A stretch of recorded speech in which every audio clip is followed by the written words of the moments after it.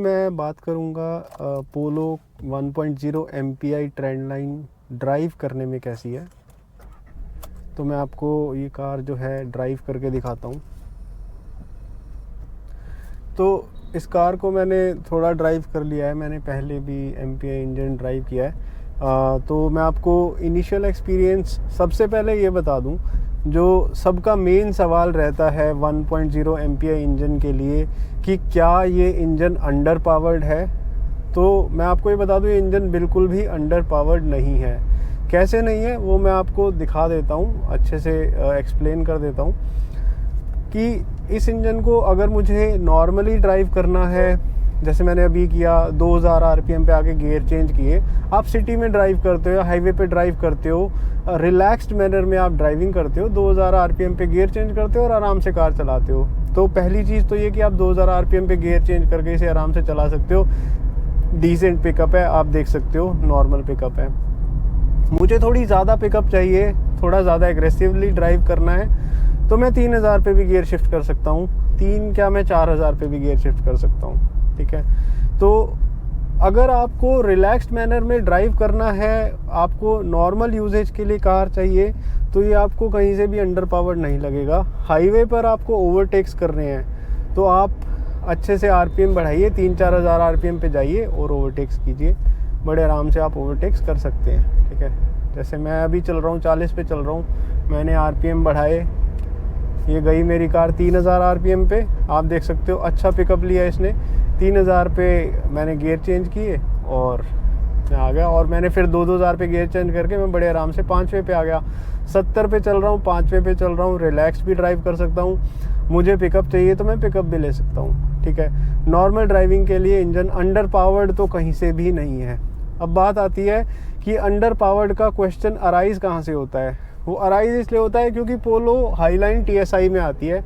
TSI engine बहुत ही अच्छा engine है और बहुत ही पावरफुल इंजन है। अब आप TSI को MPI से कंपेयर करोगे तो ये अंडर पावर्ड लगेगा।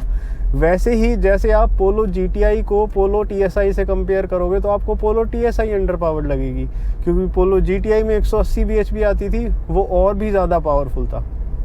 तो वो तो कोई सही सेंस नहीं बनता है कि हम एक पावरफुल इंजन को कम पावरफुल से कंपेयर करें और कहें कि ये अंडर पावर्ड है। ऐसा नहीं है।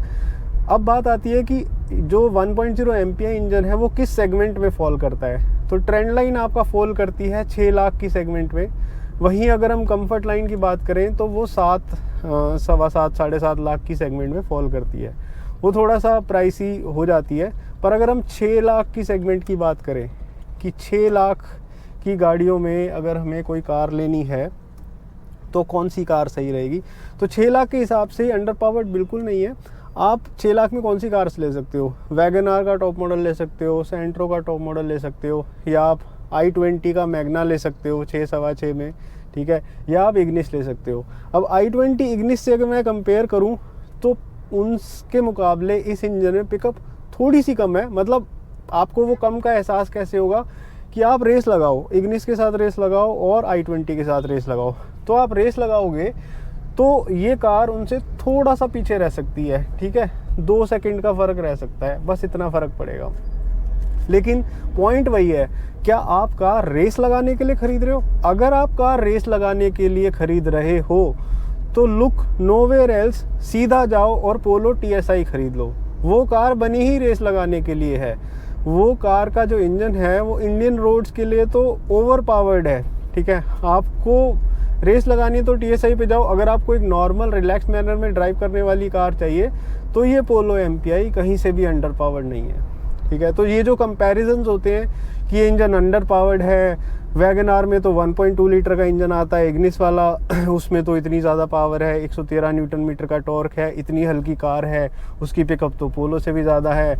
और अगर हम ऑल्टो की बात करें तो ऑल्टो की भी पिकअप पोलो से ज़्यादा है, क्विड की भी पिकअप पोलो से ज़्यादा है। वो 600-700 किलो की कार है। ठीक है, ये 1000 kg की कार है।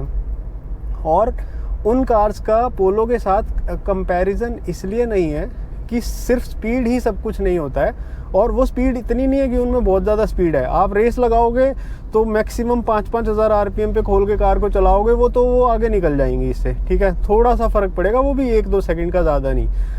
तो आप उस चीज़ को कंपेयर करके अपना बाइंग डिसीजन चेंज करो कि यार ये तो क्विड से थोड़ा सा पीछे रह गई, या ये कार तो मेरी वैगन आर से थोड़ा सा पीछे रह गई जब मैंने रेस लगाई, ठीक है, तो ये अंडर पावर्ड है।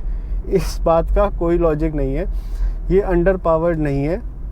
आपको रेस ही लगानी है तो TSI ले लो, रिलैक्स मैनर में गाड़ी ड्राइव करनी है, एक normal value for money car चाहते हो तो आप MPI इंजन को ले सकते हो। हाँ, आप बाकी एस्पेक्ट्स को कंसिडर करो कि आपको रियर सीट स्पेस कितना चाहिए। इसमें रियर सीट स्पेस थोड़ा कम है, लेकिन वो भी आप एनालाइज करो, आप बैठ के देखो कि आपके घर में सभी लोग 5 से 5.5 से 6 फीट की हाइट के लोग हैं तो आपको दिक्कत नहीं होगी। अब सभी लोग 6 फीट से ऊपर के हैं तो आगे पीछे आप 6 फीट के बंदों को 2 को एक साथ नहीं बिठा सकते हो, इसमें स्पेस कम है।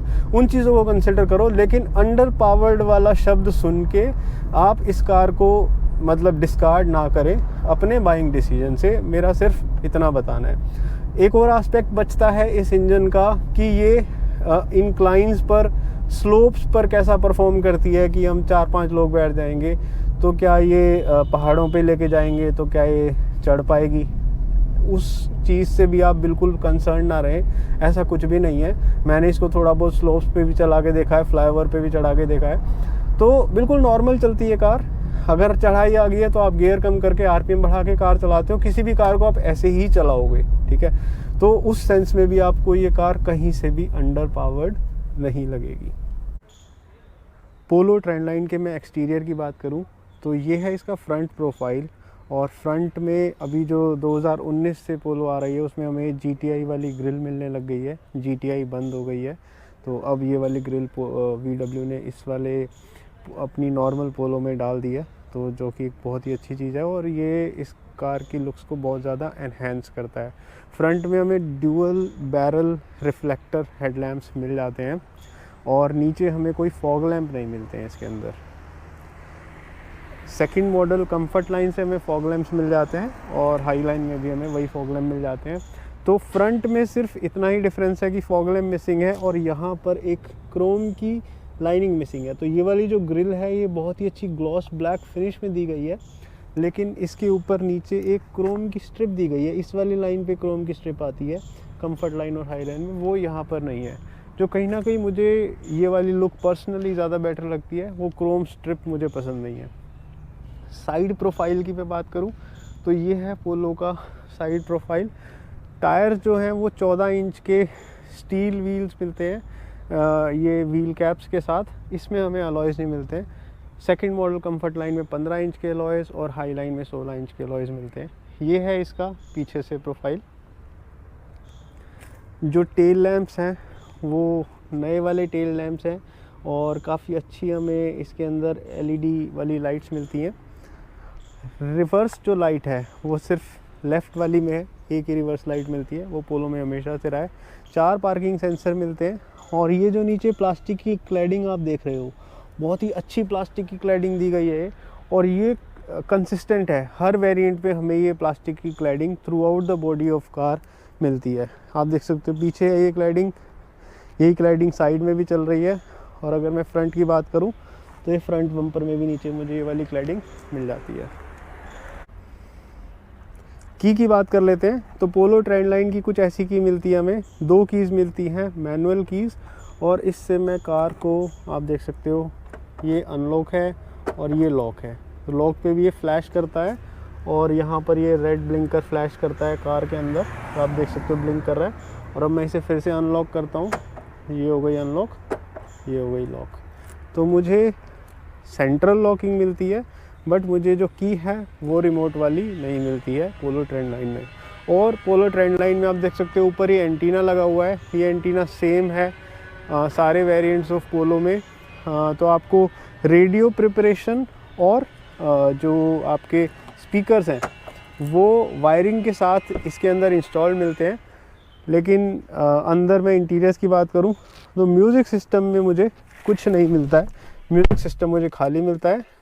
हम अपनी पसंद का म्यूज़िक सिस्टम कस्टमाइज़ करवा के जो लगवाना चाहते हैं लगवा सकते हैं। यहाँ पे मैं बात करूँ तो AC के कंट्रोल्स मुझे मैनुअल मिलते हैं, कंफर्ट लाइन में भी मैनुअल मिलते हैं, हाई लाइन में मुझे क्लाइमेट कंट्रोल मिल जाता है। प्लेन बटन्स हैं, कुछ नहीं है यहाँ पे। एसी के वेंट्स हैं। एक अच्छी चीज़ ये है कि बेस मॉडल होते हुए भी एसी के वेंट्स के जो चारों तरफ ये जो फिनिश दी गई है ये पियानो ब्लैक फिनिश में दिया गया है। और सेंटर कंसोल की मैं बात करूं तो गियर रोब की फिनिश भी काफ़ी अच्छी पियानो ब्लैक फिनिश में दी गई है। यहाँ पर भी पियानो ब्लैक फिनिश है। हैंड ब्रेक के लीवर पे भी फिनिश है। और ये है इसका कुछ सेंटर कंसोल। ये चीज़ जो है ये खाली दिया गया है। जो हाईलाइन है उसके अंदर यहाँ पे हमें एक सेंटर आर्मरेस्ट मिल जाता है विद मोबाइल चार्जर, और पीछे उसके एक 12 वोल्ट का सॉकेट मिल जाता है। ये है इसका स्पीडोमीटर। तो स्पीडोमीटर की मैं बात करूँ, ये मैंने ऑन कर दिया है। इसके मीटर में मैं यहाँ से लाइट्स ऑन कर देता हूँ। पार्किंग लाइट्स मैंने ऑन कर दी हैं। तो ये मुझे वही पुराने वाला ही आरपीएम मीटर और स्पीडोमीटर मिलता है जो कभी 10 साल से पोलो में चला आ रहा है। लेकिन इसके अंदर का जो सेंटर का जो एमआईडी है, ट्रेंड लाइन में यहाँ पर कम फीचर्स हैं। ऊपर टाइम है, नीचे टेम्परेचर है, ये फ्यूल का मीटर है, 72 किलोमीटर टोटल माइलेज दिखा रहा है, ये ओडोमीटर है, और ये एक ट्रिप मीटर हो गया। तो ट्रिप में 45, 72 टोटल इसका ओडोमीटर रीडिंग दिखा रहा है। और ये वाला जो बटन दिया गया है सेट करने के लिए है, अगर मुझे ट्रिप रीसेट करना है, टाइम सेट करना है। और इससे मैं मेन्यू को, इससे मैं ट्रिप को चेंज कर सकता हूँ, और इससे मैं टाइम को सेट कर सकता हूँ। फिर यहाँ पर सर्विस इंटरवल आ गया, टेम्परेचर आ गया, और ये ओडोमीटर आ गया। 174 डेज़ और 7,500 किलोमीटर ये सर्विस इंटरवल दिखा रहा है। पहली सर्विस जो है वो 7,500 पे होगी, मतलब पहला चेकअप 1000 पे होगा, 7,500 पे ऑयल चेंज सर्विस होगी, फिर 15,000 पे होगी, उसके बाद हर 15,000 पे ऑयल चेंज वाली सर्विसेज होंगी। ये है इसका हेडलैम्प का स्विच। क्योंकि इसके अंदर फॉग लैंप्स नहीं आते तो यहाँ पर सिर्फ मैं हेडलैम्प को ऑन कर सकता हूँ, पार्किंग लैंप और हाई बीम, उसके अलावा यहाँ पर कुछ नहीं कर सकते हैं। ये दिया गया है हेडलैम्प लेवलर। और ये है सेंट्रल लॉकिंग की लाइट जो ब्लिंक करती है जब गाड़ी लॉक हो जाती है। और इसके जो मिरर्स हैं वो इंटरनली एडजस्टेबल हैं, बट वो मैनुअली एडजस्टेबल है, इलेक्ट्रिक एडजस्टमेंट नहीं मिलती है। डोर पैड की मैं बात करूं तो डोर पैड में मुझे लॉक अनलॉक का बटन मिलता है। यहाँ पर मुझे फिनिश मिलती है एल्यूमिनियम वाली, और सिर्फ 2 पावर विंडोज़ मिलती हैं। पीछे की जो विंडोज़ है मेरी वो मैनुअल है। कंफर्ट लाइन में भी यहाँ पर 2 ही बटन दिए गए हैं। पीछे की जो विंडोज़ हैं मैनुअल की जगह पावर विंडोज़ हो जाती है, और उनके कंट्रोल्स बस पीछे ही दिए गए हैं। ये थोड़ा ख़राब किया VW ने कि कंफर्ट लाइन में अगर पावर विंडो पीछे की दी थी तो उसके कंट्रोल्स यहाँ क्यों नहीं दिए, हाई लाइन में यहीं पर आते हैं। और ग्लव बॉक्स की हम बात करें तो ये है इसका ग्लव बॉक्स। ये पॉकेट मिलती है, इसमें मुझे वो नहीं मिलता है, AC वेंट नहीं मिलता है, बट काफ़ी स्पेशियस है, ये काफ़ी बड़ा है। अब बात करते हैं जो मेन चीज़ है, बेस मॉडल होते हुए भी मुझे यहाँ पर जो स्टीयरिंग है ये आप देख सकते हो, ये रीच एडजस्ट और ये टिल्ट एडजस्ट, टिल्ट एंड ये टेलीस्कोपिक, दोनों एडजस्टमेंट्स मुझे स्टीयरिंग में मिल जाती हैं। उसी के साथ मैं अगर फ्रंट सीट की बात करूं तो मुझे नहीं लगता ऐसी बहुत ज़्यादा कार्स अवेलेबल है इंडिया में जिनके अंदर बेस मॉडल के अंदर आपको जो सीट का पीछे वाला बैक रेस्ट है ये तो रिक्लाइन सब में मिलता है, लेकिन जो सीट हाइट एडजस्ट है वो आपको किसी बेस मॉडल में नहीं मिलती है। लेकिन पोलो की अच्छी बात है, यहाँ पर आपको जो फ्रंट सीट है उसका हाइट एडजस्टमेंट भी मिलता है, और वो काफ़ी अच्छी रेंज प्रोवाइड करता है। 4 या 5 लेवल्स हैं, बट हर लेवल में काफ़ी सीट का जो रेंज है वो काफ़ी ऊपर नीचे होता है। तो आपको अपनी कंफर्टेबल ड्राइविंग पोजीशन सेट करने में पोलो के अंदर कोई भी वेरिएंट लें आप, कोई समस्या नहीं होने वाली है। बहुत ही अच्छे से आप इसके अंदर ड्राइविंग पोजीशन एडजस्ट कर सकते हो। पीछे की मैं बात करूं तो आप ये देख सकते हो, ये मैंने सीट अपने हिसाब से एडजस्ट की हुई है। अब मैं आपको यहाँ पर बैठ के दिखाता हूँ। तो ये मैं बैठ गया, मेरी हाइट के हिसाब से मेरे पास पीछे भी बहुत स्पेस बचा हुआ है, ठीक है। अच्छा नी रूम है, कोई मुझे इशू नहीं होगा ट्रैवल करने में, लॉन्ग डिस्टेंस ट्रैवल करने में भी। वो वाली सीट मैंने स्पेस दिखाने के लिए बिल्कुल आगे पुश की हुई है। तो आप देख सकते हो स्पेस डिसेंट है। अगर जैसे मेरी हाइट 5 फुट 8 इंच है तो 5 फुट 8 इंच के 2 लोग आके पीछे बड़े कंफर्टेबली बैठ सकते हैं। एक 6 फुट का आगे बिठा दो, पीछे एक 5-8 का बिठा दो, तो मतलब वो पूरा बैठ जाएगा। प्रॉब्लम तब आएगी जब आपके घर में सभी लोग 6 फीट के हैं और उन्हें आप आगे पीछे बिठा दो, तो 2 बंदे 6 फीट के आगे पीछे बिठाओगे, तब मैं कह सकता हूँ कि पोलो का जो रियर सीट स्पेस है वो कम है।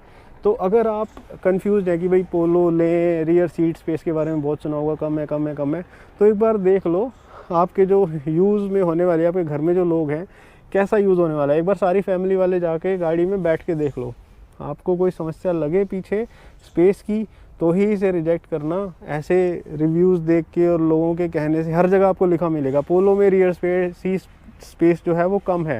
मैं मानता हूँ कम है, इग्निस से कंपेयर कर लो, बलिनो से तो बहुत कम है, इग्निस से भी मैं इसे कम मानता हूँ। लेकिन आप ये तो देखो कि वो डील ब्रेकर नहीं है, आप एडजस्टमेंट करके देखो तो आपको वो सही लगेगा। अगर आपके घर में बंदे जो हैं 5-8 के करीब हैं या एक बंदा 6 फीट का है, सारे ही 6-6 वाले हैं, तो फिर पोलो आपके लिए नहीं बनी है। पोलो का जो नया वर्जन आता है जो यूरोप में लॉन्च हो गया है, जो सेल हो रहा है वहाँ पर, वो वाली पोलो आपके लिए बनी है, वो भी हाल फिलहाल इंडिया में अवेलेबल नहीं है। और एक आखिरी चीज़ जो मैं आपको दिखाना चाहता हूँ वो है इसके ये हुक्स। यहाँ पर मुझे हुक्स मिलते हैं, उस साइड भी हुक्स मिलता है, ठीक है। और एक और अच्छी चीज़ वो ये है कि जो ये पीछे वाली सीट है, बाकी गाड़ियों में तो आपको ये जो बैक एंगल है ना, ये ऐसे पूरा रिक्लाइन हो जाता है, ये मैं पुश करके इसको पुल करके और इसको फोल्ड कर सकता हूँ। लेकिन यहाँ पर ये जो इसका जो बेस है ये बड़े आराम से ऐसे निकल जाता है, ठीक है, ऐसे निकल के और ये आगे को ऐसे हो जाएगा, ठीक है, और फिर ये यहाँ पर लग जाएगा, ये सीट ऐसे फोल्ड हो जाएगी। तो उस केस में आपको जो ये पीछे वाली सीट फोल्ड होगी ना, वो फ्लैट फोल्डिंग मिल जाएगी आपको, ऐसा नहीं है कि वो इंक्लाइंड फोल्डिंग मिलेगी। तो ये थोड़ा अच्छा फीचर दिया है VW ने। अब ये सीट मैंने खोल तो दिया है, इसे बंद करना इतना आसान नहीं है, सामान हटा के सीट बेल्ट लगा के करना पड़ेगा, जो मैं बाद में करूँगा। अभी इसको बंद कर देते हैं। सेफ्टी की मैं बात करूँ तो पोलो के अंदर में 2 airbags, ABS with EBD, front two seat belt पे सीट बेल्ट रिमाइंडर और हाई स्पीड वार्निंग शाइन जो है वो हमें हर पोलो के वेरिएंट में स्टैंडर्ड मिलता है। तो अच्छी बात यह है कि आप पोलो का टॉप वेरिएंट भी लेते हैं तो 6 एयरबैग कहीं नहीं आते हैं। तो पोलो में सेफ्टी जो है और बिल्ड क्वालिटी जो है वो अक्रॉस द रेंज सेम रहती है, तो आप कोई भी वेरिएंट ले सकते हैं। इसके अलावा एक और जो सेफ्टी फीचर पोलो में आता है वो मैं आपको दिखा देता हूँ, ये वाला, कि आपको बूट के अंदर यहाँ पर ये एक मैनुअल अनलॉक का ऑप्शन दिया गया है। अंदर से अगर आप फंस जाते हो तो आप यहाँ से चाबी घुसा के इसको अनलॉक कर सकते हो। ये हो गया इसका सेफ्टी फीचर। रिवर्स में 4 पार्किंग सेंसर्स हमें स्टैंडर्ड मिल जाते हैं। हाईलाइन या GT की भी मैं बात करूँ तो ये ख़राब किया है कि 10 लाख की GT लेने पे भी आपको रिवर्स कैमरा नहीं मिलता है, जो कि एक फ़ीचर है, होना चाहिए। बट हाँ, हम ये कह सकते हैं कि पोलो इतनी छोटी कार है, इतनी लो राइज़ है कि इसमें पार्किंग सेंसर से भी बड़े आराम से काम चल जाता है। तो उस सेंस में जो ट्रेंड लाइन है उसके अंदर सेफ्टी फीचर्स में हमें कोई कमी नहीं मिलेगी। सेफ्टी में हेडलाइट्स भी काउंट होती हैं, तो मैं हेडलाइट्स की बात करूँ तो आगे हमें डुअल बीम रिफ्लेक्टर हेडलैम्प्स मिलते हैं। फॉग लैम्प नहीं है, बट उसके बावजूद भी मैंने इसे नाइट में ड्राइव किया तो नाइट में विजिबिलिटी काफ़ी अच्छी है डुअल बीम लाइट्स होने की वजह से। एक बार मैं आपको बोनट खोल के दिखा देता हूँ। ये है इसका बोनट, तो काफ़ी खाली स्पेस है इसके अंदर। 1 लीटर का इंजन है, क्योंकि पोलो की इसी चैसी के अंदर 1.6 लीटर के इंजन भी आते हैं और बड़े। ये बैटरी हो गई, लेकिन ख़राब चीज़ ये है कि नीचे कोई कवर नहीं दिया गया है। तो अगर नीचे से तेज़ चलती गाड़ी में पत्थर वगैरह लगेंगे तो नीचे आपकी कार को डैमेज हो सकता है। वो मुझे लगता है कि पोलो को कहीं ना कहीं देना चाहिए था। और यहाँ पर जो है बोनट के अंदर किसी तरह की कोई इंसुलेशन नहीं दी गई है। तो जो इंजन की साउंड है, एक तो 3 सिलेंडर इंजन है, साउंड थोड़ी ज़्यादा है। मारुति ह्यूंडई के इंजन काफ़ी रिफाइंड है, 4 लीटर हैं, उनसे तो काफ़ी ज़्यादा साउंड है ही। लेकिन अगर आप ह्यूंडई के 1 लीटर टर्बो या वेन्यू वाले इंजन से या नियोस वाले इंजन से कंपेयर करो तो उससे भी साउंड थोड़ी ज़्यादा है। ठीक है, डीजल से कम है, बट कभी कभी आपको लगता है कि थोड़ी सी डीजल वाली साउंड है, बट वो पर्सनल चॉइस है। आप एक बार गाड़ी को ड्राइव करके देख लें, आपको साउंड में प्रॉब्लम लगती है तो ठीक है, मुझे कोई प्रॉब्लम नहीं लगी, मुझे तो साउंड अच्छी लगती है। पर हाँ, मैं ये कहूँगा साइलेंट इंजन नहीं है, साउंड आती है। 2000 और 3-4 हज़ार RPM, 2000 से ऊपर जाओगे तो साउंड बढ़ जाती है, 4000 से ऊपर जाओगे तो काफ़ी ज़्यादा साउंड हो जाती है। इंसुलेशन बोनेट में नहीं है, अंदर आपको साउंड सुनती है। हाँ, आप उस साउंड को कॉम्पनसेट कर सकते हो म्यूज़िक चला के, AC चला के, तो गाड़ी अच्छी है। वैसे हाईवे पे स्टेबिलिटी बहुत अच्छी है कार की।